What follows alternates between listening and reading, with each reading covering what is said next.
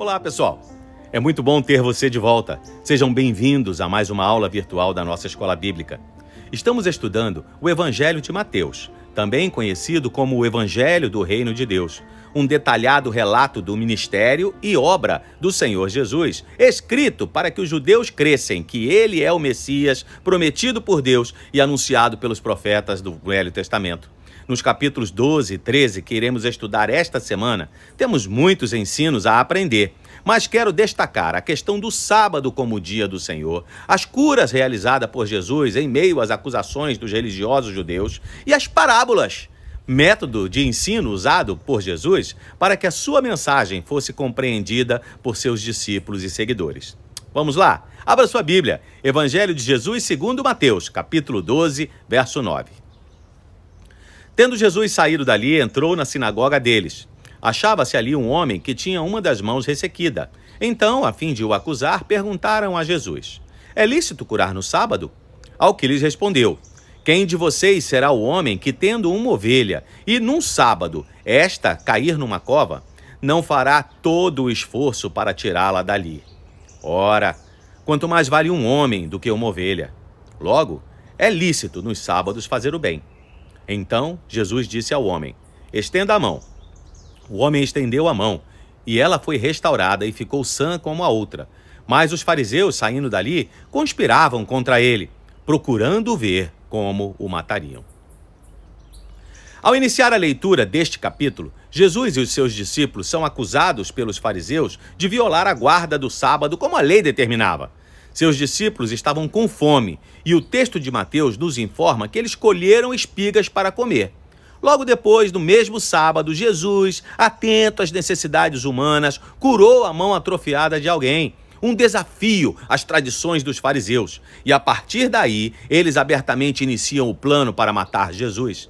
Ainda hoje, muitas pessoas, na verdade, se perguntam sobre a questão do sábado. E não são raras as vezes que surgem discussões acaloradas a respeito. Eu não quero fazer polêmica, quero avaliar o que a Bíblia diz. Não existe qualquer dúvida da importância do sábado na Bíblia. O próprio Deus instituiu o sábado em sua lei moral, os conhecidos 10 mandamentos, antes da lei formal ser entregue a Moisés, cujos principais objetivos eram o descanso do trabalho realizado ao longo da semana e a adoração a Deus como Senhor de todas as coisas. Assim disse o Senhor: lembra-te do dia do sábado para o santificar. 6 dias trabalharás e farás toda a tua obra, mas o 7º dia é o sábado do Senhor, teu Deus. Não farás nenhum trabalho, nem tu, nem o teu filho, nem a tua filha, nem o teu servo, nem a tua serva, nem o teu animal, nem o forasteiro das tuas portas para dentro. Para que possamos entender bem a questão, precisamos lembrar das palavras de Jesus, registradas no capítulo 9 deste evangelho, que nós já estudamos. Ninguém põe remendo de pano novo em roupa velha, porque o remendo novo tira um pedaço da roupa e o buraco fica ainda maior. Não se põe também vinho novo em odres velhos, porque se alguém fizer isso, os odres se rompem, o vinho se derrama e os odres se perdem. Mas põe-se vinho novo em odres novas, e ambos se conservam. Jesus quer deixar claro que o cristianismo não é uma reforma ou uma adaptação do judaísmo. A lei e os rituais da velha aliança apontam para a nova aliança, cumpriram com sucesso seu papel até a chegada do Messias. Insistir nas práticas do Velho Testamento depois de Jesus seria como usar remendo novo em pano velho ou colocar vinho novo em odres velhos. No contexto do texto do capítulo 9, Jesus estava sendo questionado sobre o jejum cerimonial, mas o mestre deixa claro na ocasião que esta ou qualquer outra prática mosaica observada pelos fariseus e ensinadas ao povo judeu nada tinham a ver com o evangelho. O Novo Testamento mantém sobre o sábado seu propósito principal, a alma desta lei dada por Deus. Nós continuamos a nos lembrar do Senhor, o Criador de todas as coisas. Apresentamos a Ele o nosso culto, descansamos das nossas atividades diárias realizadas ao longo da semana, mas no primeiro dia da semana, o dia da ressurreição de Jesus, observado pelos apóstolos e pelos primeiros cristãos, que se reuniam como igreja para adorar o Senhor neste dia. dar maior atenção à lei e à sua interpretação do que ao novo relacionamento com Deus, possível através do sacrifício de Jesus, foi justamente o erro dos legalistas do passado e continua a ser o erro de muitos que se dizem cristãos em pleno século XXI. Mateus relata que, sabendo das terríveis intenções dos fariseus, Jesus se afastou daquele lugar, mas continuou a abençoar as pessoas que vinham a ele para serem curadas, exatamente como o Messias descrito pelo profeta Isaías. No entanto, ao curar uma pessoa cega e muda por ação de um espírito maligno, mais uma vez, Jesus foi acusado de ser aliado de Satanás. É uma acusação que foi refutada pela simples analogia que Jesus faz de uma casa, que tende a se autodestruir quando as pessoas não estão unidas em torno de um objetivo comum. Outro ensino de Jesus que se destaca nesse texto é que não existe neutralidade. Quando falamos de coisas espirituais, ou servimos a Deus e os seus propósitos, ou servimos ao diabo. Vejamos o verso 30. Quem não é por mim é contra mim, e quem comigo não ajunta, espalha. Por isso digo a vocês que todo pecado e blasfêmia serão perdoados aos homens. Mas a blasfêmia contra o Espírito Santo não será perdoada. Se alguém disser alguma palavra contra o Filho do Homem, isto lhe será perdoado. Mas se alguém falar contra o Espírito Santo, isso não lhe será perdoado, nem neste mundo, nem no porvir. Não existe meio termo. Ninguém está isento de fazer escolhas. Todos nós servimos a alguém. Todos nós adoramos a um Deus, verdadeiro ou falso, mas adoramos. No mundo espiritual não existe um muro em que as pessoas possam ficar até que façam suas escolhas. Não fazer uma sua escolha já é uma escolha. E é justamente por isso que Jesus fala deste pecado imperdoável. O que seria essa blasfêmia contra o Espírito Santo? Bem, Jesus não está querendo dizer que haja um pecado tão grande que não possa ser tratado por meio do sacrifício que ele fez por amor a nós, e muito menos que haja uma posição superior para a terceira pessoa da Trindade, o Espírito Santo. Sabemos que a função particular do Espírito Santo é a de convencer e causar arrependimento, tornando o homem receptivo ao apelo de Cristo. Assim, os corações que odeiam a Deus e blasfemam contra Cristo ainda podem ser convencidos do seu pecado, também da justiça e do juízo, e levados ao arrependimento pelo Espírito. Mas aquele que rejeita a aproximação do Espírito Santo afasta-se da única força que o pode levar até o perdão. É isto que está implícito nesta mensagem. Esse era o estado que tinham chegado escribas e fariseus. Tinham permanecido cegos e surdos às orientações de Deus e aos impulsos do seu espírito durante tanto tempo, seguindo o seu próprio caminho durante tanto tempo, que tinham chegado a um ponto em que não podiam reconhecer a verdade e a bondade de Deus quando a tinham diante dos seus olhos. Eram capazes de olhar o bem encarnado e considerá-lo como encarnação do mal. Eram capazes de olhar o Filho de Deus e dizer que era aliado do demônio. O pecado contra o Espírito Santo é o pecado de rechaçar a vontade de Deus tão frequentemente e com tanta insistência que, por último, não se pode reconhecê-la quando se apresenta, ainda que com toda clareza. Neste estágio, é impossível arrepender-se, e sem arrependimento e fé não existe perdão de pecados. Só existe um pecado que Deus não pode perdoar, aquele que nós não confessamos. Não é de se admirar que Jesus tenha falado nesse contexto da importância das palavras. Os escribas e fariseus tinham acabado de pronunciar palavras terríveis, tinham visto o Filho de Deus e o tinham chamado de aliado do diabo. Estas palavras eram, sem dúvida, algo espantoso, de maneira que Jesus estabeleceu duas leis. Primeiro, pode-se ver o estado do coração de um homem mediante as palavras que ele pronuncia. E a segundo, todos iremos prestar contas das coisas que dizemos. Verso 33. Tornem a árvore boa e o seu fruto será bom, ou tornem a árvore má e o seu fruto será mau, porque pelo fruto se reconhece a árvore. Raça de víboras, como vocês podem falar coisas boas sendo maus? Porque a boca fala do que está cheio o coração. A pessoa boa tira do tesouro bom coisas boas, mas a pessoa má do mau tesouro tira coisas más.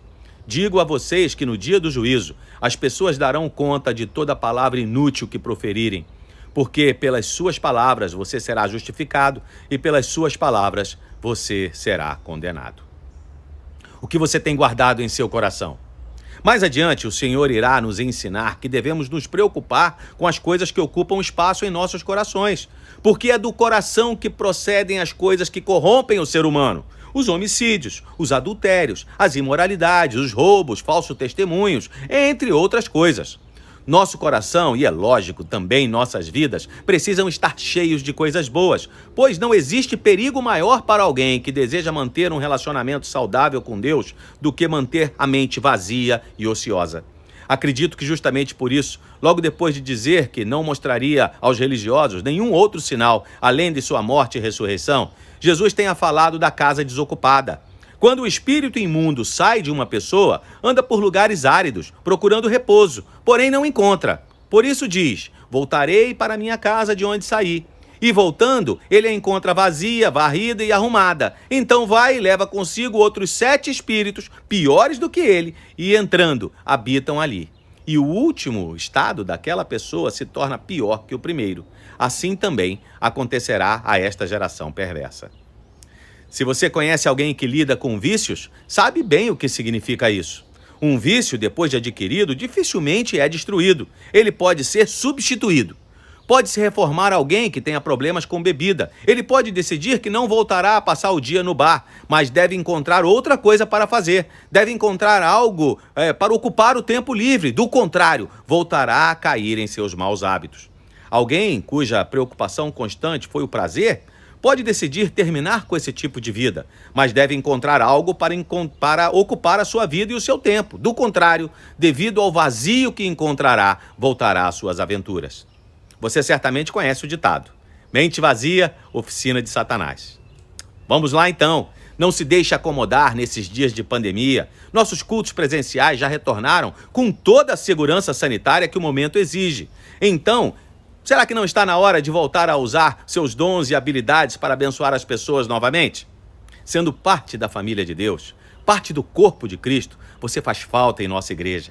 E é exatamente falando sobre família espiritual que Jesus, da qual eu e você fazemos parte, a família de Jesus, é que Mateus encerra esse capítulo. Vejamos o texto. Enquanto Jesus ainda falava ao povo, eis que a mãe e os irmãos dele estavam do lado de fora, procurando falar com ele. E alguém lhe disse: a sua mãe e os seus irmãos estão lá fora e querem falar com o Senhor. Porém, Jesus respondeu ao que lhe trouxe o aviso: quem é minha mãe e quem são os meus irmãos? E estendendo a mão para os discípulos, disse: eis minha mãe e meus irmãos. Portanto, aquele que fizer a vontade de meu Pai Celeste, este é meu irmão, minha irmã e minha mãe. O relacionamento espiritual entre Cristo e os crentes é mais íntimo que o mais íntimo laço de sangue.